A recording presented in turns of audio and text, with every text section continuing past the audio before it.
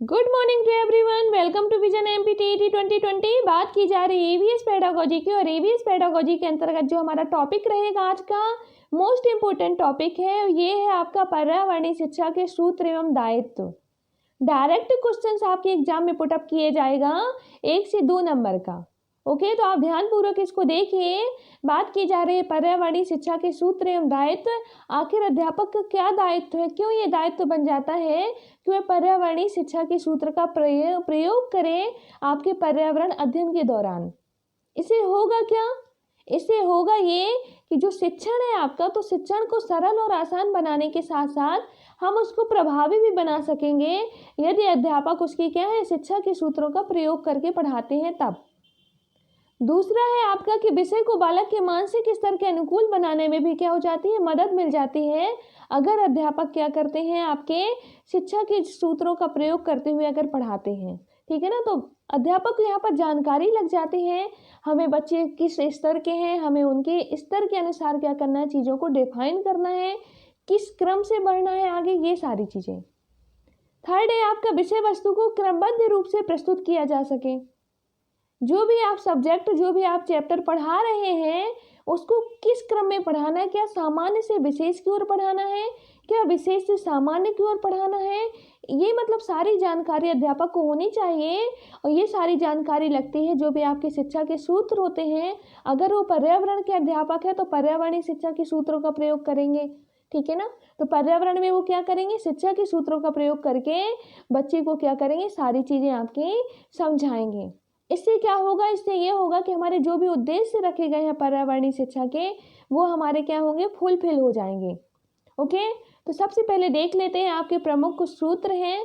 First है आपका ज्ञात से अज्ञात की ओर। इस सूत्र में बालक के पूर्व ज्ञान को आधार मानकर नए ज्ञान की नींव रखी जाती है। नए ज्ञान को हम सिखा रहे हैं, लेकिन हमने इसके लिए आधार क्या माना है, बच्चे का जो पूर्व ज्ञान है। ठीक है ना, बच्चे जो पहले से जानता है, अपनी परिवेश से जो भी चीज़ें जानता है, उसको हमने आधार बना करके क्या किया है, बच्चे को नई चीज़ें सिखाई हैं। अर्थात बालक को जो कुछ भी जानते हैं उसी को आधार मानकर वो सिखाना चाहिए जो वो नहीं जानते। हम बच्चे को ज्ञात से अज्ञात की ओर ले जा रहे हैं, तो हम पहले बच्चे को वो चीज़ें सिखाएंगे, ठीक है ना, जो बच्चे को ज्ञात है, वहाँ से कनेक्ट करके हम क्या करेंगे, हम बच्चे को वो सारी चीज़ें भी डिफाइन करेंगे, उन चीज़ों के बारे में परिचित कराएंगे जिन चीज़ों के बारे में बच्चा क्या है, नहीं जानता है। जैसे बच्चा अपने परिवेश से क्या कर रहा है, बहुत सारी चीज़ें जानता है, और बहुत सी चीज़ें हैं जो अपने क्या है, वो परिवेश के बाहर की हैं, वो उनको नहीं जानता।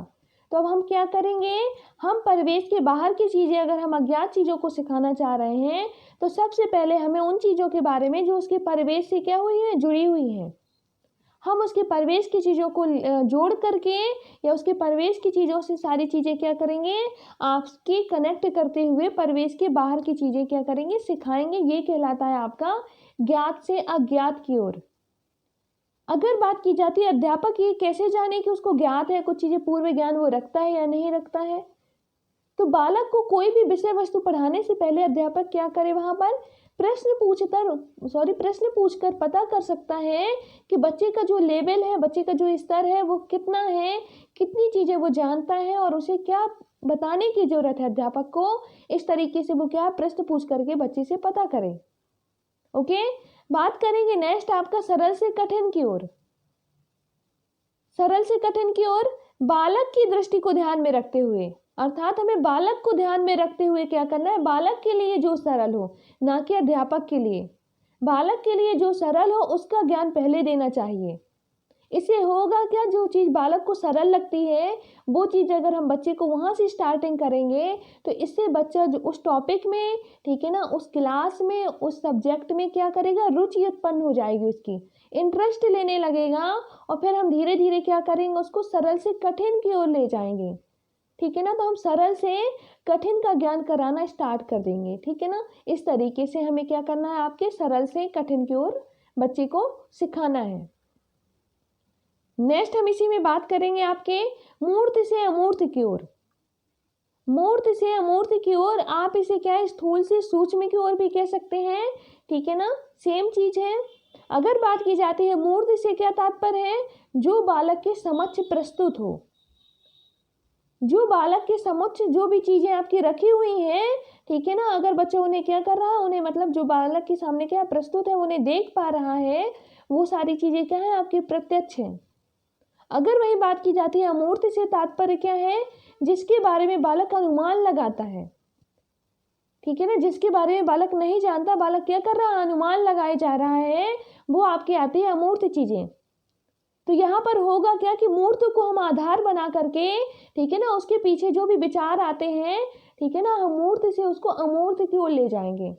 फॉर एग्जाम्पल, किसी विषय वस्तु का क्या करें आप, मॉडल दिखा दीजिए, मानचित्र दिखा दीजिए, ठीक है ना, आपने अगर कह दिया पृथ्वी का अगर ग्लोब दिखा दिया बच्चे को और बताया कि ये पृथ्वी है हमारी, अब क्या है, अगर आप उसको हटा भी लेंगे तो बच्चा क्या है, अब आप पृथ्वी के बारे में बताएंगे कि हम पृथ्वी ग्रह में रहते हैं, इसको नीला ग्रह भी कहते हैं, तो बच्चा क्या करेगा, उस मॉडल को जो उसने प्रत्यक्ष रूप से मूर्त रूप से देखा हुआ था, अब उसको क्या है अपना अनुमान लगा करके अब क्या करेगा, वो उसके आगे की चीज़ें क्या करेगा, समझता जाएगा कि यहाँ पर कितना जल है, कितना क्या है आपका स्थल है, ये सारी चीज़ें आप समझा रहे हैं, तो उसके दिमाग में क्या वो इमेजिनेशन क्रिएट होती जा रही है, वो अमूर्त चीज़ों की ओर जा रहा है।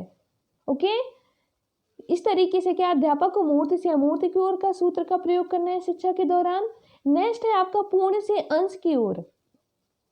यहाँ पर क्वेश्चन क्या बनता है, जो गेस्टाल्टवादी मनोवैज्ञानिक हैं, ये कह सकते हैं आपके जो गेस्टाल्टवादी जो मनोवैज्ञानिक सिद्धांत है, वो किस पर आधारित है, वो पूर्ण से अंश की ओर ही आधारित है, ठीक है ना, वो किस पर आधारित है, वो पूर्ण से अंश की ओर ही आधारित है। इस सूत्र के अनुसार जो आपका पूर्ण से अंश की ओर है, इसमें क्या होता है, हम बच्चे को संपूर्ण दिखा करके उसके बाद उसके अंगों के बारे में बता सकते हैं। हम बालक को पूरे शरीर को बता दें कि ये ह्यूमन बॉडी है, अब आप इसके क्या है, ये पार्ट्स बताइए, ये हैंड है, ये आपकी लेग है, ये हेड है, ये आइज है, ये ईयर है, लाइक दिस आप इस तरीके से क्या उसके पार्ट को मतलब डिफाइन करेंगे। लेकिन सबसे पहले आप उसको क्या पूरा संपूर्ण उसको क्या करिए, संपूर्ण या प्रत्यक्ष रूप से आप उसको दिखाइए कि ये आपका क्या है, पूर्णता है, ठीक है ना, इस तरीके से फिर उसके अंगों को डिफाइन कीजिए आप उसको। तो यही हमारा जो सिद्धांत है गेस्टाल्टवादी का, वो भी आपका क्या करता है, इसी पर आधारित है। क्वेश्चन यहाँ से बनता है, आप ध्यान दीजिएगा। नेक्स्ट हम बात करेंगे विश्लेषण से संश्लेषण की ओर।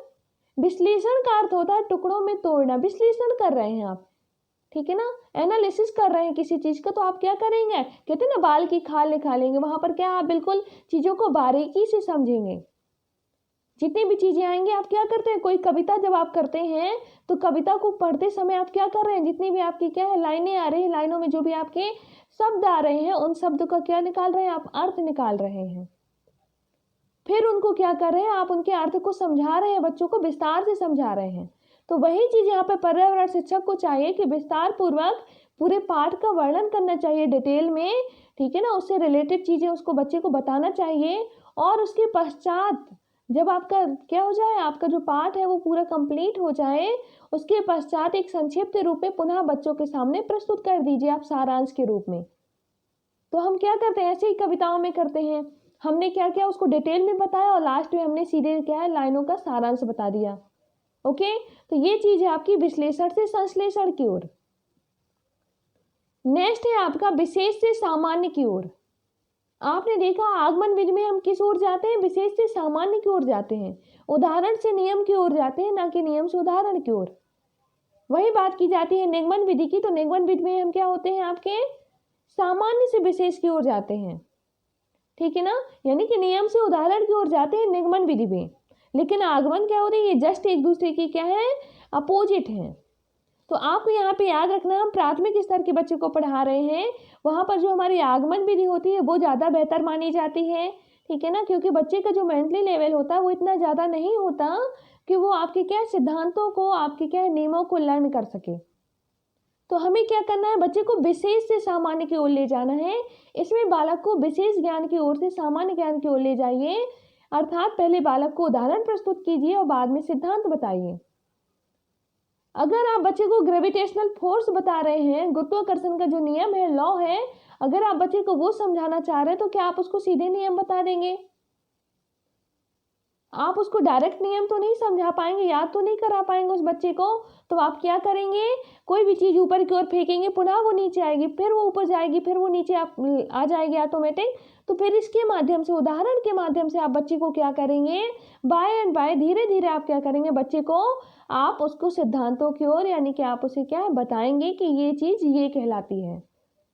तो इस तरीके से क्या है, जब भी हम क्या करें आपके शिक्षण अधिगम कर रहे होते हैं, तो हमें इन सूत्रों की मदद से क्या होता है, बच्चों को हम किस तरीके से समझाएं, ये हमें समझाने में क्या होती है, सारी चीज़ें आसान हो जाती हैं।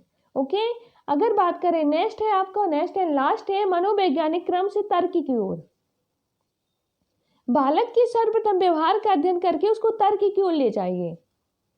सर्वप्रथम आप क्या करिए, पहले बालक के व्यवहार का अध्ययन कीजिए, आखिर बालक कैसा है, उसका व्यवहार क्या है, किस चीज़ में वो इंटरेस्टेड है, उस तरीके से आप उसको तर्क देंगे। ऐसा नहीं, सभी के लिए इक्वल तर्क नहीं होते हैं। बच्चा अगर खेल में इंटरेस्टेड है तो आप उससे रिगार्डिंग क्या करेंगे, आप उसको वहाँ से रिलेट करके आप क्या करेंगे, उसको तर्क की ओर ले जाएंगे। कोई संगीत में रुचि रख रहा है, कोई अध्ययन में रुचि रख रहा है, तो यही चीज़ है आपकी कि मनोवैज्ञानिक उसको व्यवहार को पहले पहचानिए, उसका अध्ययन करने के बाद उसको तर्क की ओर ले जाइए। यदि बालक खेल में रुचि लेता है तो बच्चे को खेल से संबंधित तर्क की ओर क्या कीजिए, आप अग्रसर कीजिए। तो इस तरीके के आपके क्या है, कुछ इंपॉर्टेंट ये आपके क्या थे, पर्यावरण शिक्षण सूत्र थे। शिक्षण सूत्र ही हैं ये, जो आपके क्या होते हैं, हर सब्जेक्ट में आपके क्या होते हैं, फॉलो किए जाते हैं। ओके, तो इस तरीके से अब बात करेंगे हम नेक्स्ट वीडियो में। Thank you to all.